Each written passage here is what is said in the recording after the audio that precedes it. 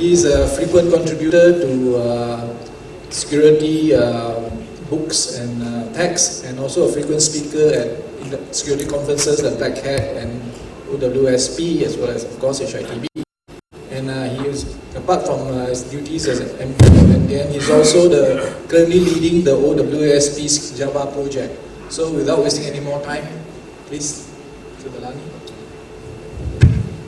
I guess I'd add to that introduction, I still haven't figured out how to use a Windows XP laptop, so please bear with me on that one. Still trying to pull PowerPoint up here. But before, I guess while that pulls up, it looks like there's a bunch of other services and IM that's pulling up here, so. There you go. Okay, finally. Took me about 17 minutes and 37 seconds to get this going. What I'm going to be talking about today is smashing the stack for profit period, and it's got nothing to do with actually writing buffer overflow exploits or anything of that sort. What I'm going to talk about is a few cases that I've responded to in the recent past, in the last couple of years, actual hacker incidents which have shown us that basically what hackers are after is the money. The motivation is purely driven by money. It's no longer for fun. People aren't here to hack into systems and share Ricky Martin MP3s with each other. That doesn't happen anymore. It's all about the money, it's government, it's espionage, either corporate or at the government level. So that's what my talk is about. So before I get started, I want to ask you the question. How many people think that the person on the left describes today's hacker the best? Anyone think that the person on the left is the one who's today's hacker? 2 people there, 3. How many people think it's the guy on the right? Wow. And what about the rest of you? Neither of those? But how about me? Well, I put this up here because definitely there was a talk right before, I guess at about 1:15 today, which talked about profiling hackers and things of that sort. I can tell you that more so, if I were to pick one of these two, it would be the gentleman to the right. He's actually an actual hacker. We worked on a case, my organization that is, and I was involved in that. We gave testimony in court. The gentleman on the right his name is Rohyt Belani, and he was a system administrator at a financial institution in the US, namely UBS Paine Webber. And what he did was he was a rather disgruntled employee because his salary was a measly $165,000 a year. So with that measly income, he was really disgruntled, wanted a raise to $175,000, didn't really get that raise, so he decided, wow, I know how the systems here operate. So he put in a logical time bomb on the systems. 1,000 systems on UBS Paine Webber were infected with this logical time bomb, which was slated to go off on a particular date at a particular time right before the stock markets opened. And what he also did is resigned right before that and shorted the UBS stock, saying, well, I'm going to make some good money when these guys cannot trade for the next 2 or 3 days. What he didn't realize, even though he was a system administrator there for years, was that NTP did not operate correctly at UBS Paine Webber. And I have a bunch of other things popping up here, so that's even more interesting. Sorry about that. Is it easier? So yeah, that was the story of Rohyt Belani. He was, we testified in court. The trial just concluded about 2 weeks ago, and he's actually being sentenced as of yesterday, charged of computer fraud as well as mail fraud in the US. So the point being, let's get that image of a teenager sitting in the basement of his parents' home somewhere out in a crazy part of the US or somewhere in Eastern Europe trying to hack for fun. That's not what the guys are all about today. And that's it. My talk is over. Conclusions. Now I'm just going to present conclusions before I move on with real-world case studies, so it kind of puts things in a bit of perspective here. From what we've responded to, and we've responded to several hundreds of incidents in the past 5 years, what we found is the hacker profile has undergone a significant change. Like I said, in the mid-80s and early 90s, I would have said the guy on the left was more likely to be a hacker than the guy on the right. Not the case today. Sophistication of attacks is on a rise. I think the people who respond to incidents, people who consider themselves white hats like myself, are lagging well behind the black hats. And there's a reason for that. Anyone want to guess what the reason for that is? Why are the black hats leading the race as compared to the white hats? Looks like a shy audience here. Should I got some giveaways or I got things going? Yes, sir. Profit, exactly, because they make more money than the white hats do. That's the right answer. So the fact of the matter is that the motivation behind cyber attacks today is primarily money. And I read an interesting statistic that was actually based on a study conducted by the US Treasury Department, which said that cybercrime has actually outgrown illegal drug sales in the US. And their estimate was that the loss due to cybercrime is about $105 billion last year. So that is a crazy statistic. And I guess my 3 case studies will fall into the 0.0001% of that amount today. So the first case study, I call it the pump and dump scam. How many of you here actually receive an email on a regular basis which asks you to buy a particular stock? Almost everyone will put their hands up, otherwise you don't look at your spam filters, right? All of us receive that email. And whenever I received it, I actually, just because I work in the security industry, I actually archive them just to see what the hell's going on. But most people obviously delete those emails. What I've been observing, initially I didn't know what these emails were about till I got involved in this, in the response to what is called the pump and dump scam. And it's a much bigger picture than what we see behind the spam email. It's not the other spam, and I won't get into that. It is a very targeted spam.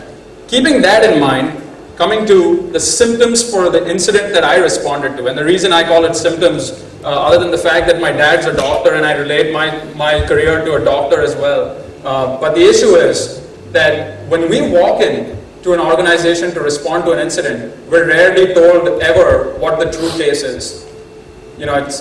How many of you walk into a doctor's office and says, I have mononucleosis due to streptococcus bacteria in my throat? It doesn't happen. You go in there saying, I got a sore throat. It could be throat cancer. It could be something, just a cough that you picked up. It's kind of similar. We walk into an organization and that's exactly the symptom. That's exactly what we were told. I saw a trade executed from my account. 10,000 shares of a company I've never heard of before were executed on so-and-so date at so-and-so time. And this person only traded through the online interface of that particular brokerage firm, which is based out of the United States. Now we'll leave these 7 other clients that I'm talking about out of the picture for a bit. These people actually started reporting the exact same symptom after they heard that the investigation was underway. And as the investigation continued, what we found is it's not just these 8 people affected by this potential scam, but it's tens of thousands of users of this particular brokerage firm. Anyone want to take a guess as to why the other people never reported it to the brokerage firm? So they never reported that they saw unauthorized trades being transacted from their accounts. Why? Price money. They were making money, exactly. These people were making money. The shares were bought, the prices were going up, everything was hunky-dory. Why am I going to tell the brokerage firm, right? So there was thousands of people there making money of these scams, but they didn't know what they were in for. Fortunately, 8 people did report this scam. At this point, we were brought in, and obviously the fact that the first user who reported this said, well, the only way I trade using your brokerage firm is via the online interface. Computer breaches were the prime suspect, and that's why we were there. Well, going back to what I said, we had no idea at that point, was it the brokerage firm's infrastructure that was hacked? Was it the brokerage firm's application that was hacked? Was it the end user that was hacked? Was there malicious software running on the end user system? No idea. So we had to take a multi-pronged approach and said, well, we're going to eliminate every potential attack vector here. All we know is that the attack happened on so-and-so date at a so-and-so time. That's all we knew. So we walk in and we split the team up, said, well, half the team's going to look at the brokerage firm's infrastructure and the application. The other half is going to look at the end user's machine. We were fortunate enough that the end user said you can actually make a dupe of his drive and actually look at the hard disk and figure out if anything had got screwed. So we were looking at both those aspects of it.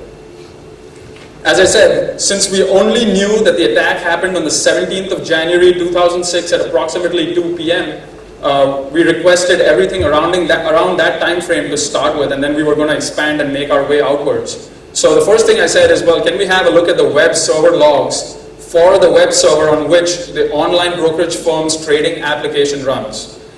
It was an IIS web server, and the combined logs that we were provided were about 1 gig. 1 gig of IIS web server logs is not fun to parse through. So fortunately, we were looking at log parser to help us out. Now mind you, before I get into the details of this particular attack, I have changed some of the details here just to protect the anonymity of the client. So there might be some things in there which are not 100% accurate. I'm not gonna market Microsoft stuff here. There's enough Microsoft people at this conference already. But all I wanted to say is we use log parser. When we walked in there, we looked at the application for starters and said, well, the attacker might have broken in via the application. But even before we conclude that, how could the attacker have executed trades from the online interface? Well, if he executed trades, he's got to have hit the execute.asp page that allows you to execute trades. So he said, given the web server logs for the 17th of January, let's parse through them and look for all requests to execute.asp. So we use log parser, and you see the syntax up there. Log parser allows you a SQL-like syntax to be able to query log files. So all we said is, well, look at all the log files and pull out every request to execute.asp. I don't know if you guys back there can read that at all, but this is what we saw as a result of running that query. And the dot there shows us that we had thousands of results for this particular query. Can anyone tell me, just looking at this, is there something suspicious that comes to your mind? Yes. Okay, so the gentleman here says what he sees is that the 172.16.22.33, obviously an IP address that I've modified in the log files, that's an internal IP, but that IP address occurs repeatedly and a lot of times in the log files.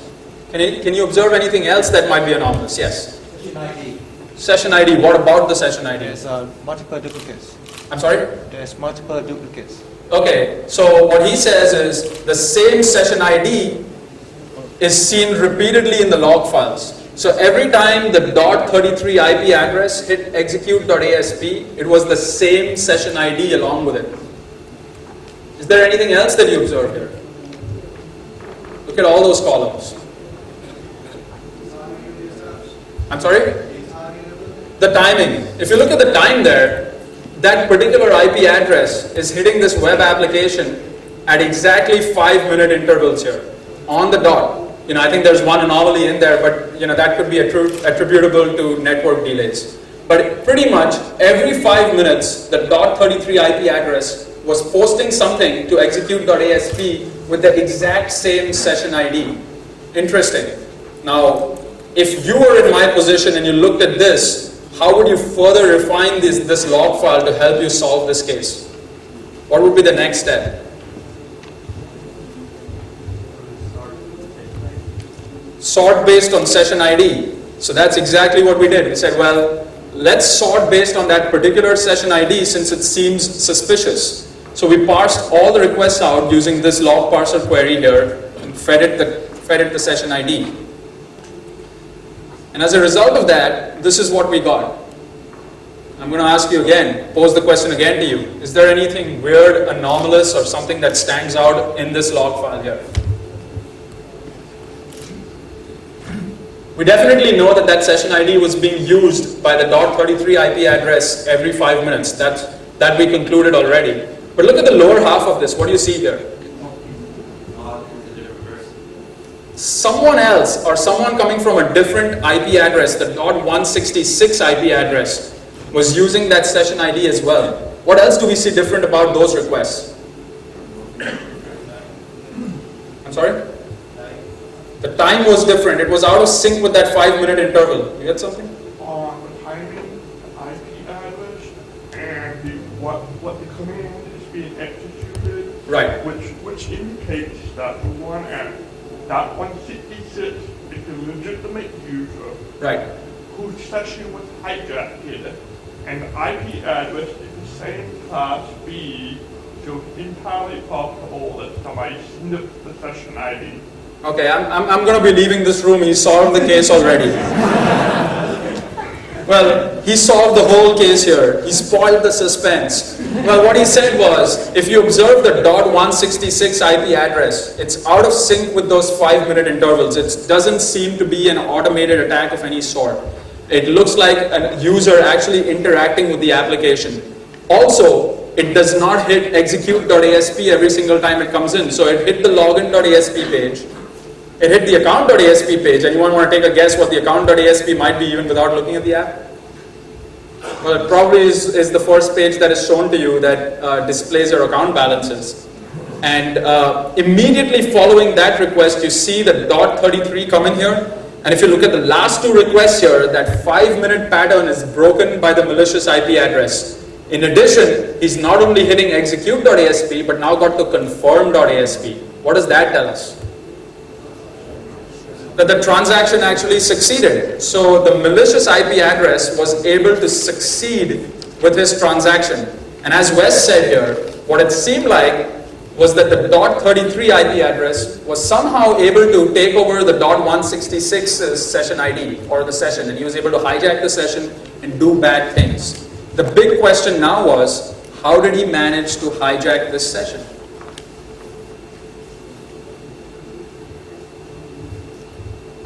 Any clues, any suggestions, any ideas? Yes? Cookie?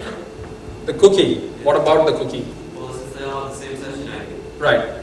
They are the same session ID. I guess I should rephrase my question is, how do you think the malicious attacker got a hold of a valid user's session ID in this case? Because to me, it didn't seem like a session ID that could be easily guessed. It was fairly random here. Could be cross-site scripting, absolutely. What else? I'm just trying to gather all the attack vectors, yeah. Trojan horse?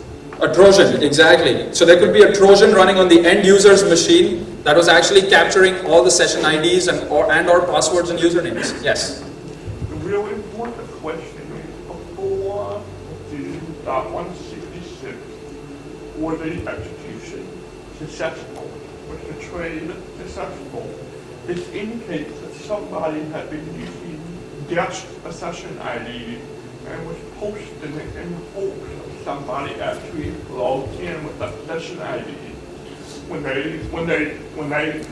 somebody logs in, that session ID becomes valid, and when that session ID becomes valid, we can execute the actual trade itself. Well, again, if I was in Japan, like I said, I would have bowed to him again. I don't know how you do it in Malaysia. The guy's solving all the crime here. He's exactly right. So what his conclusion is, that it seemed like there was an automated attack of sorts, malicious IP address kept hitting the execute.asp in hope that this session ID would come alive somehow. And then when the session ID did come alive, because someone logged in and was assigned that session ID, he was in now because that session ID was activated with the other person's session, and he was able to execute the trade, and as the confirm.asp indicates, the trade actually went through. So that was the end of my questions as to how could he have broken in, but the big question still remains, how did he get a hold of this session ID? And that was the next question we were about to explore. Was it cross-site scripting? Was it a malicious Trojan? It could have been anything. Well, this is the time we went back to the guys who were performing the host-based review on the hard drive and said, well, was it a malicious Trojan that you found on there that was capturing the session ID? 99 out of 100 machines that we look at today have some sort of malware running on them, and I would say 80 of those 99 probably have keystroke loggers on them. So the first thing I would want to look for is there a keystroke logger on there? Are there any viruses, malware, anything which could have allowed the attacker to steal the session ID?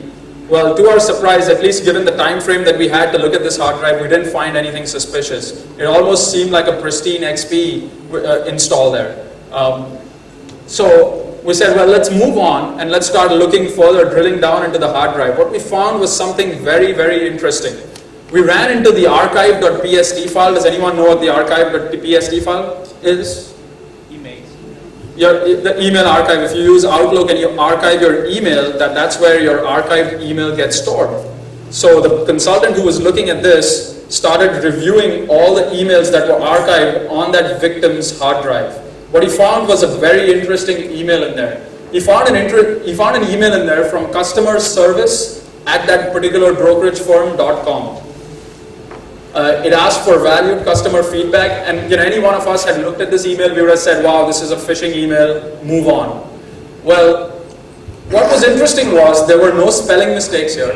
There was no grammatical errors. So 80% of the phishing emails were eliminated already, right?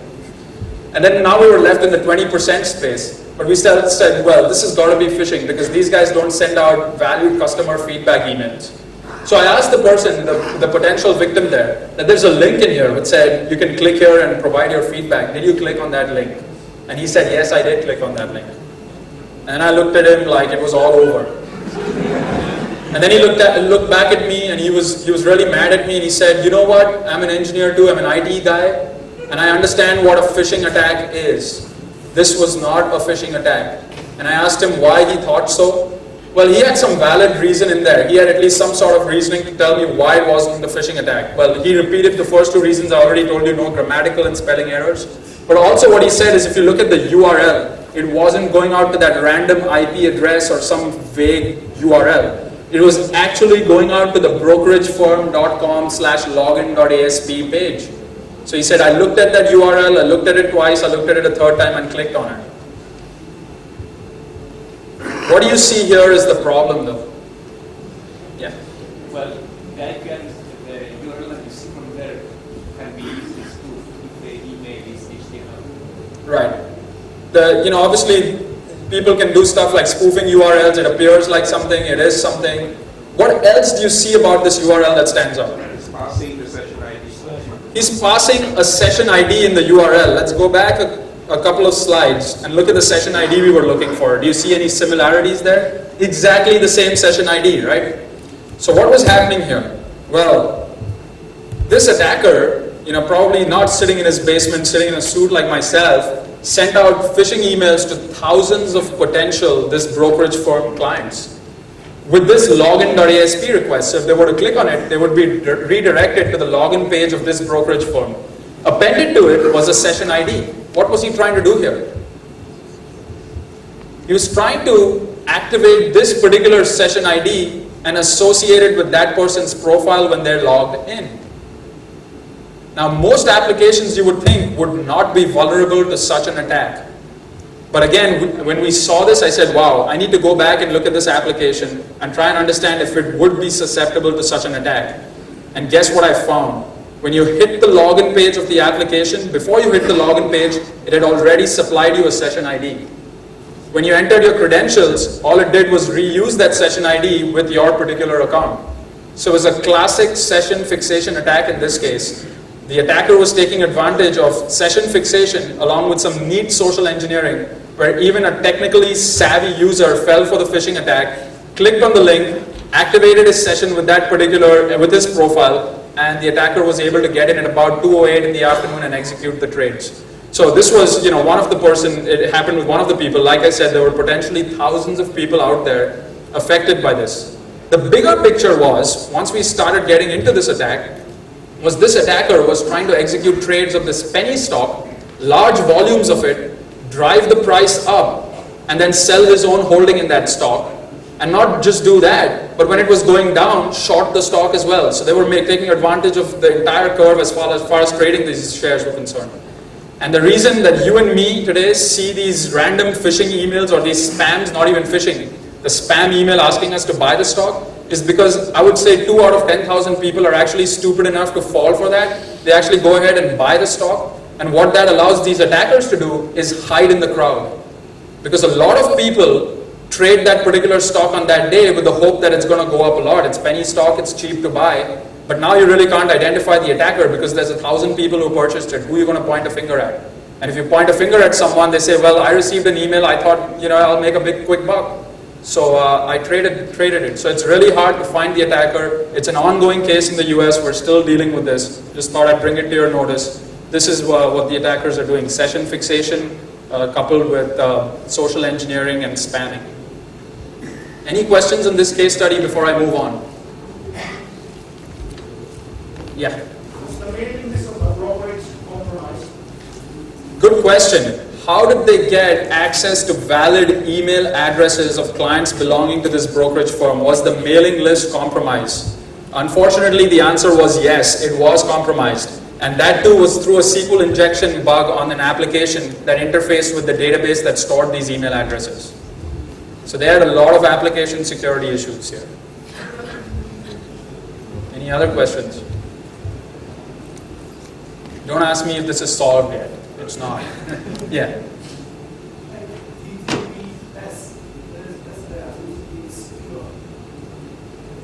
Okay, so the question there is, he sees it to be HTTPS. Doesn't that make it secure because there's SSL there?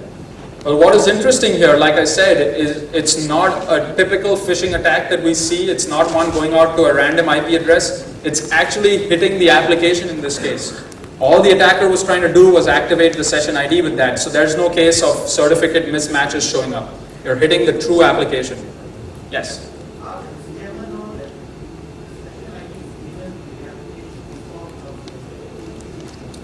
I didn't get your question, I'm sorry.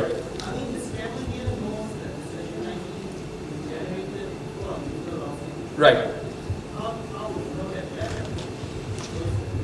Well, I guess they're probably probing broking and banking applications out there and observing what's going on. And wherever they find an application security flaw, they catch on to it. Like I said, they're motivated by a lot more money than I am, so they're quick to catch on to it. Yes? Previously, we saw that all the executes traffic are coming from one IP address. Right. But here, the email is sent to many people, thousands of people. Right. That how can they execute it from the same IP address, or only that client, one client, only he is the responsible of the whole traffic? Yeah, the question here is, the email was potentially sent out to thousands of clients. How come we saw this issue related here to this one client, right? If I understand it right. Well, I pulled out an excerpt from the web server logs. They were megs in size. And we had to go through a lot of parsing to actually just come up with, well, this client is affected and that client is affected. There were several clients affected by it, not just this one. But what we were looking for in this case was we were trying to find out this particular client. So we knew his IP address from his ISP because he was helping us work this case out. Yeah. Each client will be sent a specific session key. Right. Each client would be sent a specific session key and potentially a different one just to make sure that people don't log in with the same session and override each other's sessions. Any other questions? Okay, so I'm going to move on to the next case study. So that's just a summary here again. You can have a look at it. My slides are going to be uploaded on the website. Like I said, it was a session fixation attack, and this just provides a summary of what a session fixation attack is. Okay, I call this case study Who Wants to Be a Millionaire, because it's real easy to do this, what this guy was doing. The symptoms in this case were, we were called in by a furniture company, and what they saw is that there was a sharp rise in number of returns. So, unlike most parts of the world, it's very easy to return merchandise in the United States. People wear shoes for 4 months and return them, right? So it's not unusual to see returns. But what the accounting auditors found was that this particular store, while there's such a large number of returns coming out of this store, and especially there were 9 returns in a very short period of time, each of $10,000. I know furniture is expensive in the US, but $10,000, 9 returns, same store. The story just didn't fly with the auditors. So they were trying to figure out what was going on here. Well, they contacted their internal ID folks and said, can you trace back the transactions and confirm where they were coming from? They said, yeah, they're coming from the same store because every point of sale system that you see out there in stores has a terminal ID associated with it. It has an identifier associated with it. And they said all these transactions came from the same terminal ID. So there was something fishy happening there. Again, the suspicion was there's some sort of a breach, and the Ghostbusters were called in. So we come in there, and like I said, first question was, where does the terminal ID trace back to? And they said, well, it traces back to this and this store. We said, well, what I would want to do is look at, it had 24-hour video surveillance at that store. I said, well, let's look at those video archives and try and see if someone actually came in the store, because what we also found was that the returns were executed after hours. It did not happen during store hours, not when the store is open between 9 and 6 or 7 in the evening. returns were happening at random times, like 1:30 in the morning, just weird times. So we said, well, let's look at the video surveillance archives and figure out if there's something wrong there. As you can see on the slide, we didn't have any luck. Some people had some rather boring hours of just looking at videos there, but they did not find anything. So well, the next step was, again, I start thinking like a hacker, how easy or difficult is it to set up a spoofed terminal, a fake terminal? So I went to ebay.com and I said, show me point of sale systems. Hypercom is one I know pretty well, so I said, is it easy to buy one? What we found was a Hypercom point of sale terminal is available for $79 or $80 on eBay. So again, it's not prohibitively expensive given that you can make $90,000 in return, high rate of return. Put in $80, get $90,000 back. You don't even get that of real estate in Tokyo, right? But well, my next question was, if we got a hold of a point of sale terminal, does that mean we could execute credit card transactions after that? Could I charge credit cards? Could I authorize returns? The answer was obviously not, because then everyone would have been a millionaire, right? What you did need to set up a valid terminal was, you needed a valid terminal ID which was registered with a credit card processing organization, an organization that processed these credit card transactions. You needed a corresponding download ID. So not only did you need to say, well, I am so-and-so terminal, but you need to say, well, I need to download so-and-so software onto my point of sale system to execute credit card transactions. So you needed both those, and well, you needed they used dial-up servers, so you needed the phone number of the software dial-in server where you could download this software from. So the obvious next question was, how easy or difficult is it to get a hold of these three items? What we found was that help was just a phone call away. Just one phone call, and you could get a hold of all this information. As a part of this exercise, I was personally involved in this, and I said, we were given authorization by the credit card processing unit to perform social engineering to see how easy or difficult it was. I called up one of the customer services representatives and said, well, I work in so-and-so store. I just pulled a receipt out of my wallet. I had the name of the store, I had the address and the phone number on there. I said, I work at so-and-so store. There's a problem here. I have 7 customers waiting in line. The point of sale system is not working. Can you provide me all the information I need to get it back up and running now? I'm losing business. Put pressure on the person. Well, what she said was, she said, well, I need your terminal ID. I said, I'm a new employee here. I started working yesterday. If I don't get this back up and running, I'm going to be fired. So I don't have the terminal ID. Download ID, I just behaved dumb. What do you mean by download? I don't even know what download means. Forget download ID. And then, so she asked a few questions. I didn't have answers to any of them, posing as a new employee. The final question to me was, okay, which store are you located at? Can you give me your address and phone number there just to verify that you work there? Everyone knows receipts have addresses and phone numbers of stores printed on them. I pulled my receipt out. I said, I work at so-and-so store located at so-and-so place in Dallas, Texas, and here's the phone number.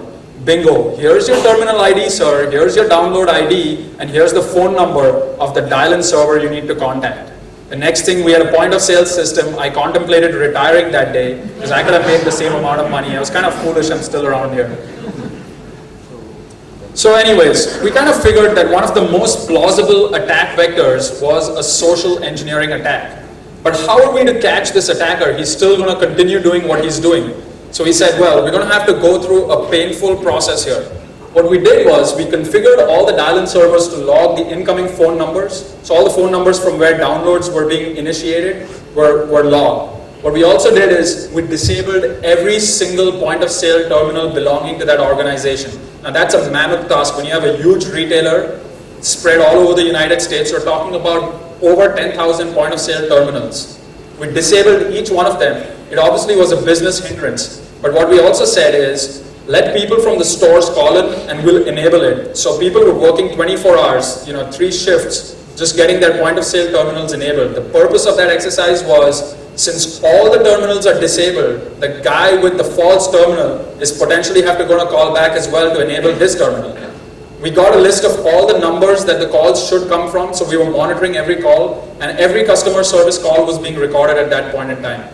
So we had a lot of logging, monitoring, and recording happening to see what was going on. It was a rather frustrating process because this went on. The first 2 days, we had a lot of calls coming in, and we did not see anything anomalous or suspicious. And after that, there was silence. Nothing happened. And we just sat there. And we sat there. And we sat. And then finally, on October 12th of 2005, customer service received a call to reactivate a terminal associated with that organization. Now again, mind you, every time an organization buys a new terminal, they have to activate it, so it could well have been a legitimate call. They got a new point of sale terminal, they had a new store, something of that sort. But we were watching everything happening. The terminal ID that was provided was exactly the same terminal ID from which the $90,000 were charged to returns. Mind you, these were prepaid, one of those prepaid American Express MasterCards where you really can't track who bought them, and he kept charging returns to it. That's how he was making the money. Now it was the same terminal ID that we were looking for. The caller ID was what you see out there. What does that look like? How did they manage that caller ID? Skype. That looks like a Skype caller ID. So at least the attacker was smart enough not to pick up a phone and actually dial from there. It was a voice over IP connection, kind of hard to trace back where it was coming from. So the customer service representative was actually told by us, say, well, give him all the information that he needs to begin his transactions. So she provided all the information. A few hours later, what we saw that the terminal initiated a connection to the dial-in server. He thought he had gotten away with it. And what we found was that the number it was coming from was a hotel in Miami. So the next step was that, and the person was caught. He was stupid enough to actually connect it to a modem where he could be traced back, but he was smart enough to make $90,000 before he did that. So any questions related to this case study? Well, I would have attacked it by copying the flash of the original terminal. That would have definitely been a much smarter attack. Copy the flash of the original terminal rather than having to call back in. I agree.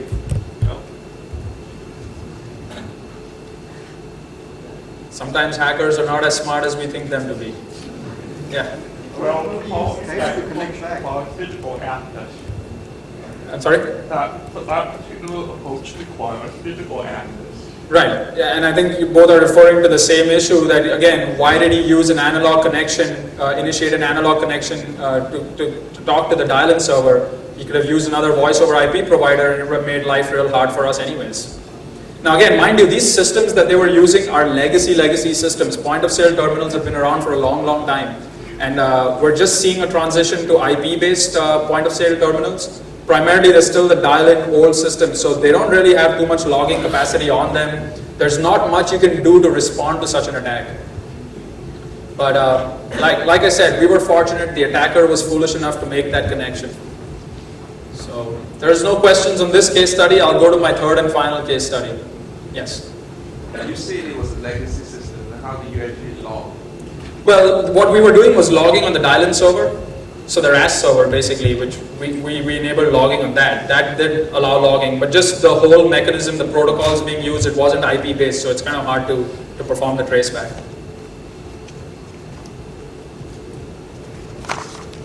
Okay. So third and final case study. This one is related to cyber extortion. So CEO of a retail organization in the US receives an extortion threat by a snail mail saying $250,000 is what I want. If not, 125,000 customer credit card numbers of yours would be sold to mafia somewhere. I won't name the country. So that was basically a rate of $2 per credit card. What do you think a CEO in the United States, how do you think a CEO of a large retail organization would respond to that? Pay the money. There are no Boy Scouts out there. They will pay the money. But fortunately, legal counsel was powerful enough where he said, well, think about it. We pay the money today, they come back tomorrow. So it's just not a point in time case where we get rid of this. It's something that could happen repeatedly. So we were hired by legal counsel to actually look at this, to look at what was going on here. Also what these guys said, the extorters, they didn't want to communicate at all. So they said, there's going to be no email communications, nothing of that sort. They received a snail mail letter which had an excerpt of true credit card numbers. So they said, here's proof that we have a hold of your database. If you're agreeable to our terms, on a footer on the main page of your website, say yes, if not, say no. So the only means of being able to communicate with these people was through a footer with font 3 or 4 on the main page of the retail organization's website.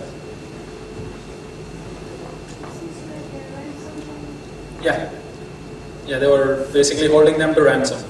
So what they were given was a mere 72 hours and said, well, the legal counsel was trying to buy time there, so they were communicating via these footers. It was really interesting to see that. And they asked them in real tiny font, can you give us 72 more hours? And and at that point they were starting to get a little more brave. They were using voice over IP connections to talk to these folks. I guess they were outside the United States. They figured if caller ID is not exposed and things of that sort, it's almost impossible to lay our hands on them. So they did start using voice over IP communications, communicating with in-house legal counsel, said, well, okay, 72 hours is all you have, think over it, if not, you know the consequences. So 3 members of my team were brought in to investigate round the clock over the next 3 days. So it was 3 days of no sleep and no food. Our job was basically to determine how the credit card database may have been compromised, and more importantly, if it was compromised, who the culprit was. Obviously, there was multiple aspects to this investigation. Other aspects were being looked at by other teams, the legalities and dealing with law enforcement, etc. We were focused on the technicalities of the attack, so that's what I'm going to focus on here. So what followed was some frenzied analysis. We did not have time to perform comprehensive analysis of things here. 72 hours is not a long time. So what we said is, well, let's look at the web server logs. Is there anything malicious or anomalous like we saw in case study 1? Is there some indication of a session fixation or a SQL injection? Something of that sort. Nothing. Well, we reviewed all employee email boxes to see if there was any internal fraud. Was someone internally passing credentials or credit card numbers? Did not seem to be the case. Again, like I said, it was pretty much just touching on the different aspects and the low-hanging fruit and determining what was going on. The interesting thing at that point was the IT guy said is to me, how come you're not looking at the database logs? The database is where the information is stored. Now, from anyone here who's ever dealt with most of the commercial databases out there, how much do databases actually log? Close to nothing. Databases, especially in this case, it was Microsoft SQL Server. It was not logging anything. They had all logging turned on. You know what that meant? That meant that I will log login and log out activity. That's what Microsoft SQL Server was doing. And with the login and log out and the application server talking to the database server, you can imagine what we saw there. It's pretty much a persistent login from an account that the application server was using and pretty much sat there. And every so often when there was a reboot of the application server, we saw a log out and there was a login again. So that's what we were looking at, probably 5 lines of logs here. We didn't find much as expected. Well, then what we said is we need to kind of look at the web application again and see if there's any flaws. And mind you, I use the word scan there. So if Mark Curfew was here, he would beat me up. But as per the keynote talk, application scanners don't do a good job. And in this case, it really didn't help us find anything either. But again, it was a race against time. We were trying the fastest method out. So nothing. The last resort at that point is, well, let's have a quick look at the application code and try to determine if there's something bad or there's, again, potential SQL injection. That was the primary threat we could think of at that point, since it was a potential database hack. So we said, well, let's look for SQL injection for starters. If not, we'll start expanding our list of attack vectors. So SQL injection through code review. Well, here's what we were provided. Retail organization, here you go, 100,000 lines of code. Thank you. 72. Not even 72 hours now, it's probably 47 hours at that point. So obviously a comprehensive code review was ruled out. We were not going to go through every statement, perform data flow analysis and things of that nature. What we resorted to is some quick scripted searches. Said, well, let's run some quick greps and scripts here and try and figure out if there's something bad happening. Now, I'm going to pose the question to you again. If you're looking for a SQL injection bug without having to perform data flow analysis in source code, what would be the quickest scripted search?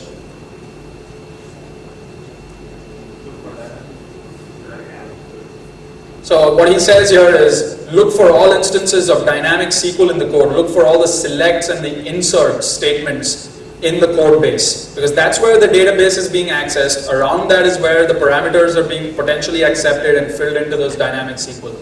So that's exactly what we did. Well, we ran a quick query saying, show us everything with the word select in there. So show me all selects. Well, what we found was an overwhelming number of hits. It really didn't help our case at all. They were definitely using some real poor programming practices here. Stored procedures was not something that they had heard of. They were using just dynamic SQL all over the code. So we saw, again, we probably got it down from 100,000 lines of code to tens of thousands of lines of code. Wasn't really helping our case. So what would be the next query if you were to run a regular expression search? On the lines of SQL injection. I'm sorry? Insert. We ran insert as well, and we were faced with a similar scenario. So the inserts and select, just select and insert, didn't really get us too far. We said, let's take it a step further. Let's look for select star, because those normally are the biggest culprits, right? So we said, let's try and see if we can find anything with select star in there. Now, they're not supposed to have, select star under legitimate reason. There should be no legitimate reason to have a select star kind of query in application code. I mean, you have to have a real good reason for that. So we said, okay, let's look at select star from. We got 5 hits in the code. And that was more manageable. One of them was a select star from, and obviously I changed the name of the table here, but select star from the table that stored the credit card numbers. Obviously, we were really interested in that one. Said, here's where we found it. Let's look at the application code surrounding this statement. And here's the application code surrounding it. Does anyone want to tell me what this is? What language is it, for starters?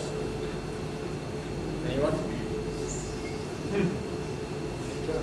It's actually ASP.NET out there. But anyone tell me what's going on here? All the code review experts. It's a backdoor. It's a backdoor. It's a backdoor. And he's right. It's a backdoor. What's going on here? And can you tell me a little more about the backdoor? Because I want to make sure that you just did not look at the word let me in and say it was a backdoor.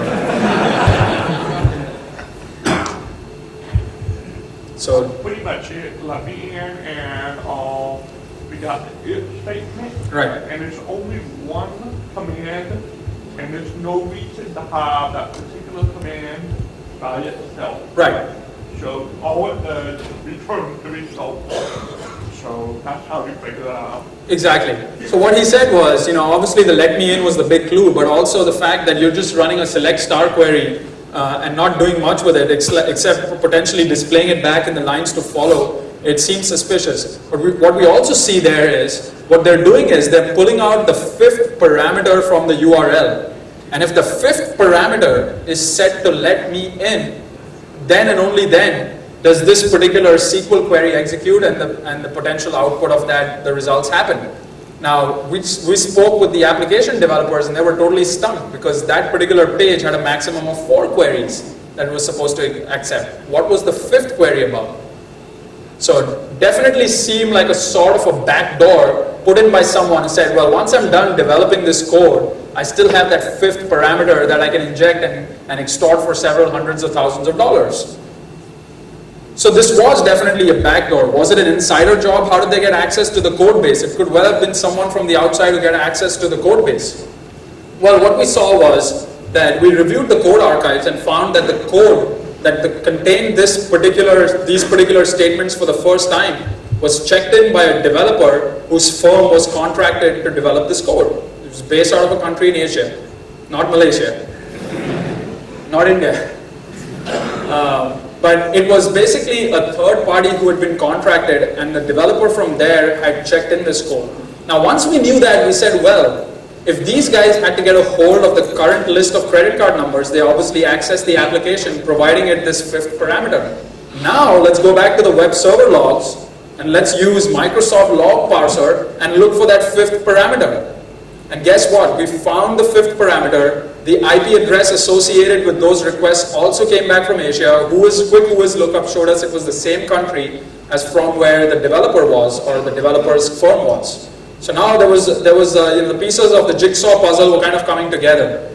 Someone from some country put something in there and then accessed the application, and all of a sudden you receive these threats. We were fortunate enough because the development company was notified. They were obviously not involved. It was just a rogue employee there. And also, like I said, law enforcement was working with the legal counsel. They contacted law enforcement in the country in Asia, and fortunately, we saw cooperation there, and we were actually able to stall this cyber extortion case. So within 72 hours, we were able to prevent the CEO from succumbing and saying, "Here is the check for $250,000." Any questions? I wish. I wish. Yes. How was the extortion supposed to be paid? By check, by bank transfer? It had to be done via a bank transfer actually, and it was to some random country. I don't even remember where, but it was a bank transfer out of the US, and definitely to a country that would not cooperate in case of legal issues with the United States. I'll leave it at that. Any other questions? No, all crystal clear? Yes. If he hadn't such an obvious backdoor, what would the next step be? It's a good question. What would our next step have been had the backdoor not been so obvious? Again, given the timeline that we were playing with, we would obviously rely on in-house legal counsel to try and negotiate a longer time frame for us to look at things. But at that point, mind you, when you're working on 72 hours of no sleep and no food, your brains don't work too much. You're just focused on, we were so focused on, I could see log files even when I was walking out of there. But yeah, I really don't know what my next step would have been actually. I was just glad to be over with it. Any other questions? Well, then I can put up my fancy questions. Yeah. Does that retail company still use third-party developers? Yes, they do. As a matter of fact, they do. And what's interesting now, though, is that there's definite SLAs in place between that organization and their third parties, which talk about things related to security that should have been there for starters.